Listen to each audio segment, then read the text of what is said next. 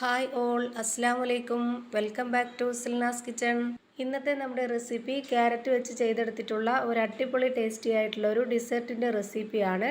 ഈ ഒരു ചൂട് സമയത്തും നമുക്ക് റമദാനിനൊക്കെ സ്പെഷ്യലായിട്ട് തയ്യാറാക്കിയെടുക്കാൻ പറ്റിയ ഒരു അടിപൊളി ഡിസേർട്ടിൻ്റെ റെസിപ്പിയാണ്.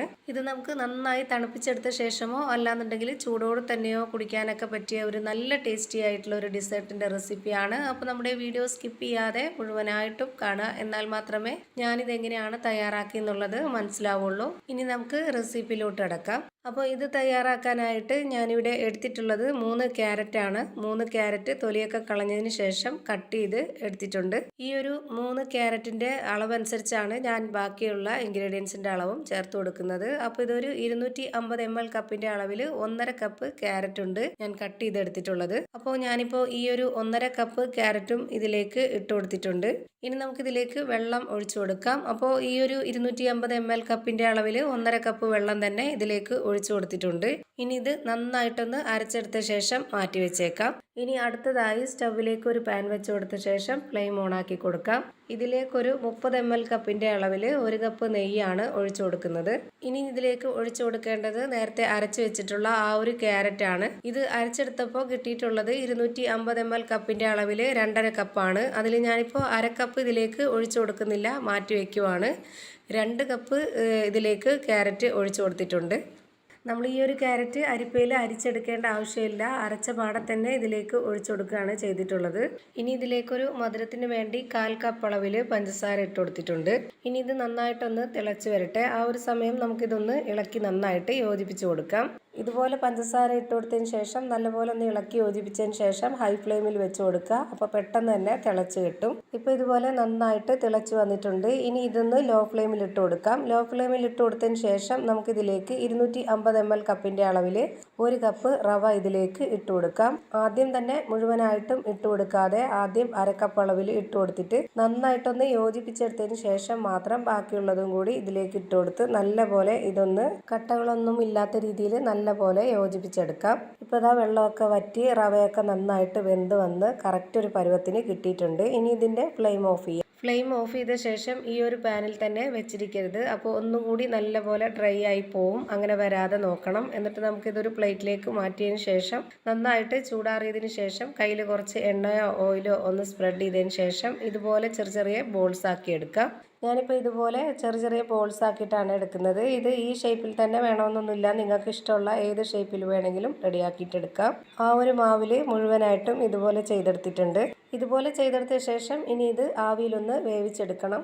അപ്പോൾ അതിനായിട്ട് ഞാനിവിടെ ഒരു ഇഡ്ഡലി ചെമ്പിൽ വെള്ളം വെച്ചതിന് ശേഷം അതിൽ ഹോളുള്ള ആ ഒരു പാത്രത്തിലേക്ക് ഇത് മുഴുവനായിട്ടും ഇട്ട് കൊടുത്ത് അടച്ചു വെച്ചൊന്ന് വേവിച്ചെടുക്കുന്നുണ്ട്. ഒരു 5 മിനിറ്റ് വെന്താൽ മാത്രം മതിയാവും. പെട്ടെന്ന് തന്നെ ഇത് റെഡിയായി കിട്ടും. ഇത് വെന്ത് വരുന്ന ആ ഒരു ടൈം ആകുമ്പോഴത്തേക്കും നമുക്കിനി സ്റ്റൗവിലേക്ക് ഒരു കടായി വെച്ച് കൊടുത്തതിന് ശേഷം അതിലേക്കൊരു 250 ml കപ്പിൻ്റെ അളവിൽ 2 കപ്പ് വെള്ളം ഒഴിച്ചു കൊടുക്കാം. ഈ ഒരു വെള്ളം നന്നായിട്ട് തിളച്ച് വരട്ടെ. അതിലേക്ക് ഇനി നല്ലൊരു മണത്തിന് വേണ്ടി ഒരു 4 ഏലക്ക കൂടി ഇട്ട് കൊടുക്കാം. ഇനി ഇതിലേക്കൊരു 1/2 കപ്പ് അളവിൽ ചവ്വരിയാണ് ഇട്ട് കൊടുക്കുന്നത്. ഇനി ഈ വെള്ളത്തിൽ കിടന്ന് ഈ ചവ്വരി നന്നായിട്ടൊന്ന് വെന്ത് വരട്ടെ.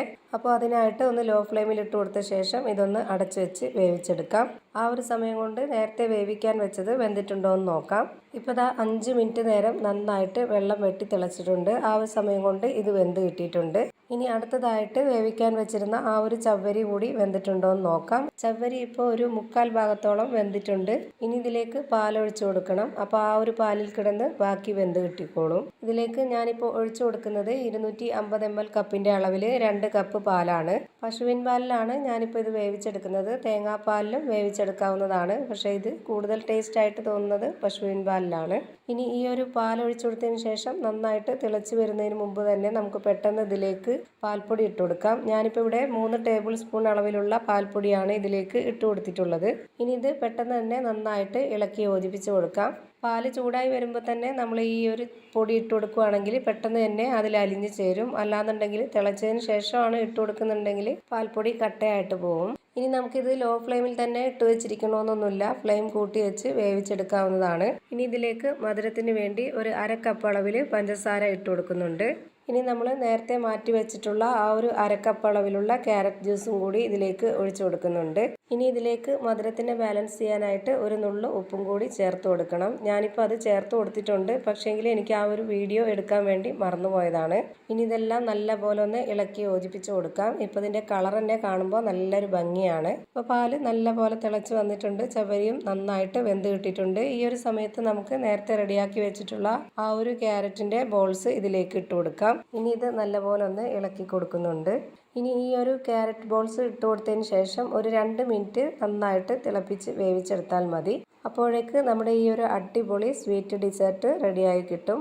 ഇനി ഇതിലേക്ക് ഒരു സ്പൂൺ നെയ്യിൽ കുറച്ച് അണ്ടിപ്പരിപ്പും മുന്തിരി കൂടി താളിച്ചതിന് ശേഷം ഇതിലേക്ക് ഒഴിച്ചു കൊടുത്തിട്ടുണ്ട്. ഇത് നിർബന്ധമൊന്നുമില്ല, ഒന്നുകൂടി ഒരു ടേസ്റ്റ് ആയിട്ട് കിട്ടാൻ വേണ്ടിയിട്ട് ഒഴിച്ചു കൊടുത്തെന്ന് മാത്രം. ഇത് ഇങ്ങനെ ചെയ്യണമെന്നില്ല. അല്ലാന്നുണ്ടെങ്കിൽ നമുക്ക് കുറച്ച് കപ്പലണ്ടിയോ അണ്ടിപ്പരിപ്പോ അല്ലാന്നുണ്ടെങ്കിൽ കുറച്ച് ബദാമോ അങ്ങനെ എന്തെങ്കിലും പൊടിച്ചിട്ട് ഇട്ട് കൊടുത്താലും മതി. ഇനിയിപ്പോൾ ഒന്നും ഇല്ലെങ്കിലും കുഴപ്പമൊന്നുമില്ല. വെറുതെ നന്നായി തണുപ്പിച്ചെടുത്ത ശേഷമോ അല്ലാന്നുണ്ടെങ്കിൽ ചൂടോട് കൂടിയോ എങ്ങനെ വേണമെങ്കിലും കഴിക്കാനായിട്ട് നല്ല ടേസ്റ്റാണ്. ഈ ഒരു ക്യാരറ്റിൻ്റെ ബോൾസ് തയ്യാറായി കിട്ടിയിട്ടുള്ളത് വായിലിട്ടാൽ അലിഞ്ഞ് ചേരുന്ന അത്രയും നല്ല സോഫ്റ്റ് ആയിട്ടുള്ള പഞ്ഞി പോലത്തെ ഒരു സ്വീറ്റ് ആയിട്ടാണ്. ഇത് കാണാനും കഴിക്കാനും നല്ല ഭംഗിയായിട്ടുള്ള ഒരു സ്വീറ്റ് റെസിപ്പിയാണ്.